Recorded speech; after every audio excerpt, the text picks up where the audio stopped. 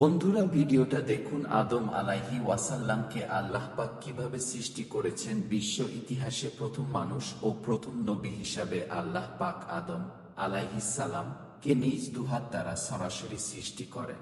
সোয়াদ মাটির সকল উপাদানের সার নির্যাস একত্রিত করে আঠালো ও পোড়ামাটির ন্যায় শুষ্ক মাটির তৈরি সুন্দরতম অবয়বের রূপ ফুঁকে দিয়ে আল্লাহ আদমকে সৃষ্টি করেছেন। ছাফফাত। অতঃপর আদমের পাঁজর থেকে তার স্ত্রী হাওয়াকে সৃষ্টি করেন। আর এই কারণেই স্ত্রী জাতি স্বভাবগতভাবেই পুরুষ জাতির অনুগামী ও পরস্পরের প্রতি আকৃষ্ট। অতঃপর স্বামী স্ত্রীর মাধ্যমে যুগ যুগ ধরে একই নিয়মে মানব বংশবৃদ্ধির ধারা অব্যাহত রয়েছে। কুরআনের বর্ণনা অনুযায়ী প্রথম দিন থেকেই মানুষ পূর্ণ চেতনা ও জ্ঞান সম্পন্ন শব্দ মানুষ হিসাবেই যাত্রা আরম্ভ করেছে এবং আজও সেভাবেই তা অব্যাহত রয়েছে।